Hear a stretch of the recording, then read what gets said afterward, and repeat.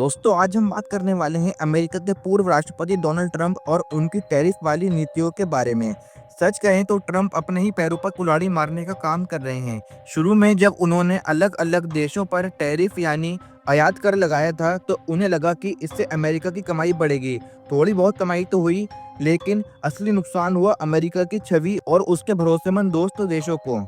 Trump हमेशा खुद को एक अलग और हटके राष्ट्रपति के तौर पर दिखाना चाहते थे, लेकिन ऐसा करते करते उन्होंने अपने ही देश की कंपनियों और जनता को नुकसान पहुंचा दिया। अमेरिका व्यापारी परेशान हुए, डिफेंस फर्म्स को बड़ा घाटा हुआ और आम जनता को भी महंगे सामान खरीदने पड़े। अब धीरे धीरे ट्रंप को भी समझ आ रहा है कि उनकी चालें उल्टी पड़ रही हैं, इसलिए ट्रंप अब धीरे धीरे अलग अलग देशों से टैरिफ कम कर रहे हैं। हाल ही में उन्होंने जापान पर से टैरिफ घटा दिया है।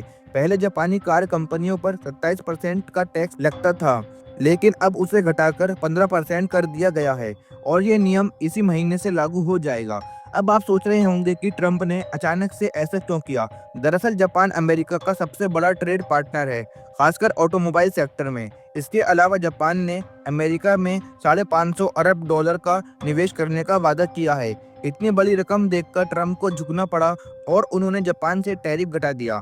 अब यही हाल एक दिन भारत के साथ भी होना है, क्योंकि भारत अमेरिका के लिए बहुत बड़ा बाजार है और एक भरोसेमंद पार्टनर भी।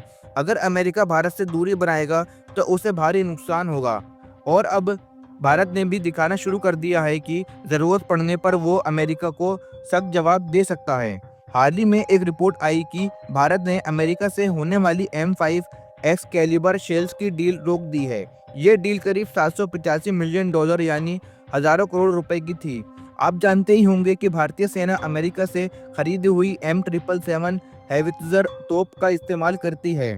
साल 2016 में भारत ने अमेरिका से 145 तोपें खरीदने का फैसला किया था। ये सौदा करीब 7,500 करोड़ रुपए का था। इनमें से 100 तोपें भारत को मिल चुकी हैं और बाकी 45 महेंद्र डिफेंस और BAE सिस्टम भारत में ही बना रहे हैं। इन तोपों का ज़्यादातर इस्तेमाल लद्दाख में किया जा रहा है, जहां भारत और चीन सेनाएं लंबे समय से आमने सामने मौजूद हैं।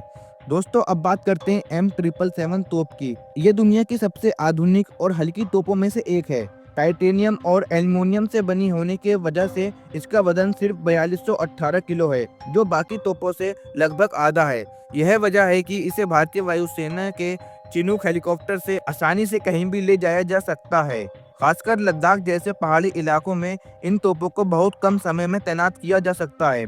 इन्हीं तोपों के लिए भारतीय सेना अमेरिका से M5 एक्स कैलिबर शेल्स खरीदने वाली थी। इन शेल्स की खासियत यह है कि यह तोप की रेंज को 30 किलोमीटर से बढ़ाकर 45 किलोमीटर तक कर देते हैं, मतलब दुश्मन पर और ज़्यादा दूर से वार किया जा सकता है।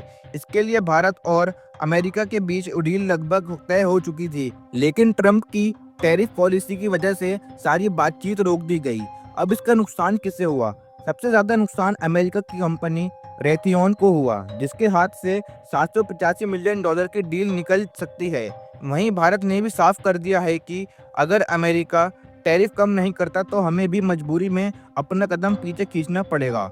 यही वजह है कि अब कई एक्सपर्ट्स कह रहे हैं कि भारत को अमेरिका का इंतजार छोड़कर अपने DRDO द्वारा बनाए गए एक्स कैलिबर शेल्स पर ध्यान देना चाहिए।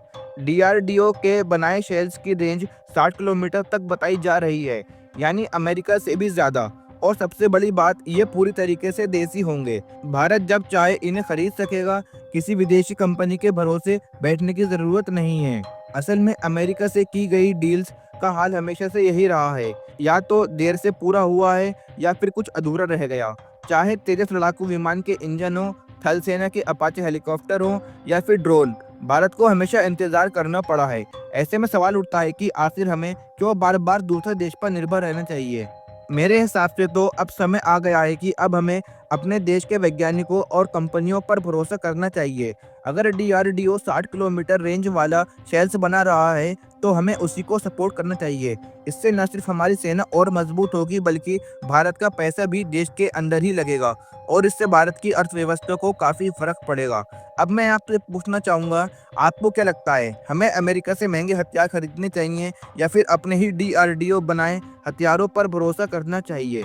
आपकी राय बहुत ज़रूरी है, इसलिए हमें नीचे कमेंट करके ज़रूर बताइए। और हाँ दोस्तों, अगर आपको यह वीडियो अच्छी लगी हो तो वीडियो को लाइक करें और ऐसे ही अपडेट्स पाने के लिए हमारे चैनल यम नॉलेज शो को सब्सक्राइब करना बिल्कुल नहीं भूलें। साथ ही बेल आइकन भी दबा दीजिए ताकि हमारी हर नई वीडियो आप तक सबसे पहले पहुंच चुके। अब मिलते हैं अगली वीडियो में, तब तक के लिए जय हिंद जय भारत।